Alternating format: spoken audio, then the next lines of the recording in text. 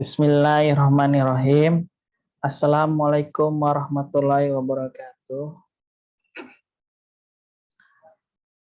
Innal hamdalillah nahmaduhu wa nasta'inu wa nastaghfiruhu wa na'udzu billahi min syururi anfusina wa min sayyiati a'malina may yahdihillahu fala mudhillalah wa may yudlil fala hadiyalah.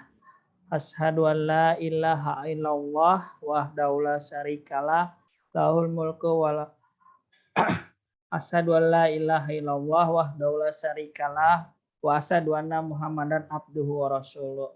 Segala puji dan syukur kita kehadirat Allah Subhanahu wa taala karena berkat rahmat dan hidayahnya saya bisa memberikan mata kuliah retorika dakwah. Salawat dan salam tak lupa kepada Rasulullah Shallallahu Alaihi Wasallam, para keluarganya, para sahabatnya, dan para orang mukmin yang tetap istiqomah kepada ajaran dinul Islam. Kita buka dengan baca basmalah. Bismillahirrahmanirrahim.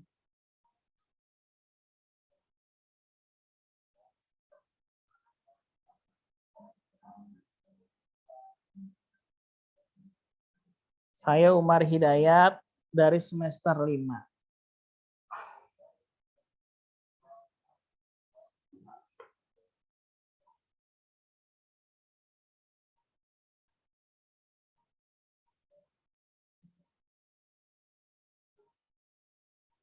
Akan memberikan tausiah yaitu al-wala wal bara, loyalitas dan dekat.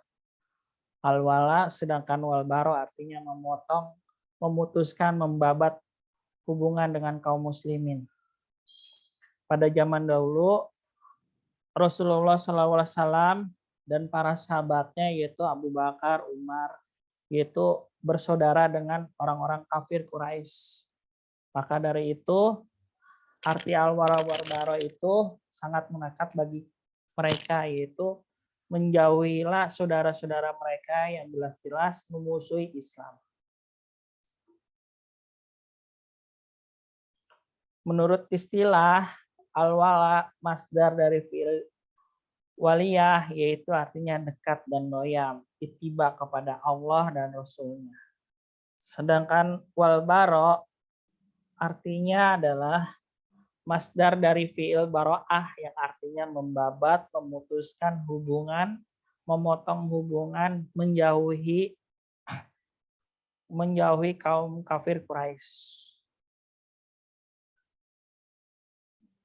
Makna al-wala menurut bahasa itu loyalitas kepada kaum muslimin, mencintai mereka, mengawini mereka, menolong mereka atas musuh Allah, rapatkan barisan, dan bertempat tinggal bersama mereka. Sedangkan al-bara artinya berlepas diri dengan kaum kafir, tidak mencintai mereka, tidak meminta doa dengan kaum kafir, tidak menyerupai orang-orang kafir, tidak menyintai dan menikahi kaum kafir, tidak menolong kaum kafir dalam apapun, tidak tinggal bersama mereka. Yang boleh terhadap orang kafir yaitu 3, yaitu bermuamalah, bertetangga, dan negara yang melindungi mereka. Bermuamalah yaitu diriwayatkan dari Aisyah radhiyallahu anhu bahwa Rasulullah Shallallahu Alaihi Wasallam pernah bersabda, pernah membeli makanan dari orang-orang Yahudi dengan pembayaran hutang dengan menggadaikan baju besinya. Jadi Rasulullah Shallallahu Alaihi Wasallam itu pernah berjual beli kepada orang kafir.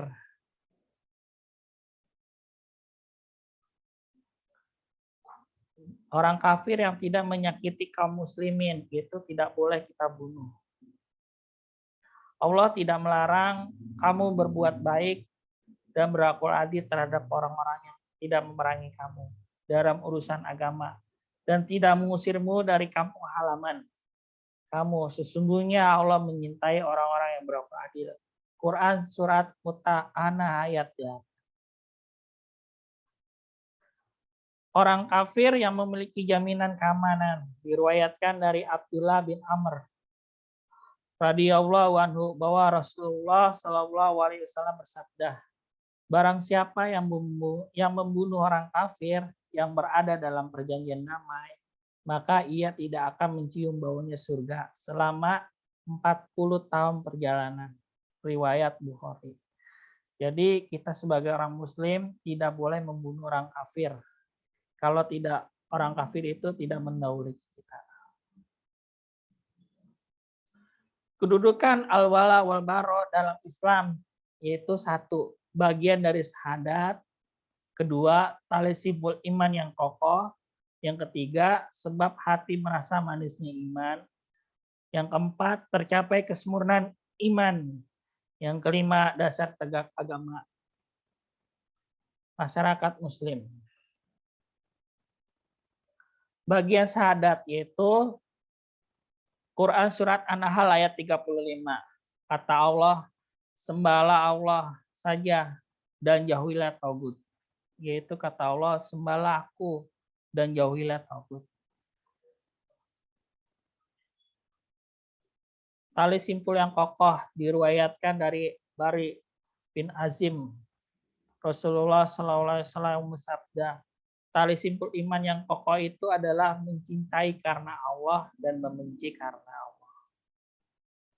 Jadi kalau kita mempunyai dua hal tersebut, insya Allah kita mencintai itu tidak sia-sia.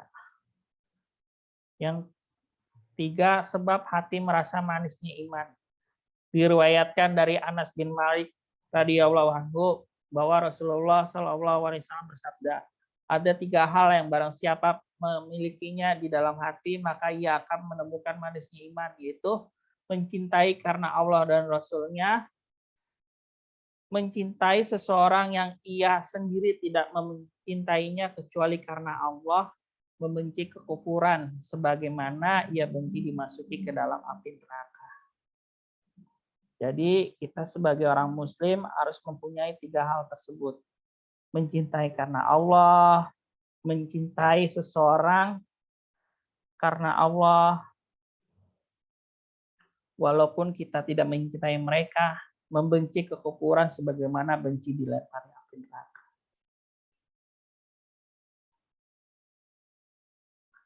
Tercapai kesempurnaan iman.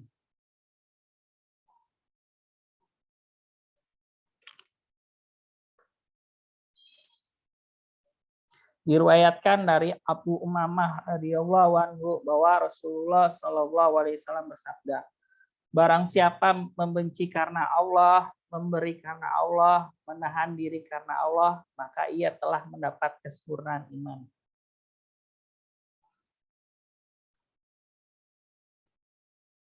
Dasar tegak masyarakat muslimin.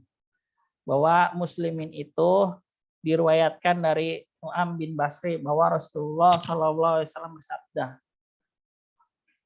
permisalan kaum muslimin itu seperti tubuh, yang mana tubuh itu sakit, satu, maka anggota tubuh yang lain itu merasa tidak dapat tidur dan merasa demam. Bagi kalau kita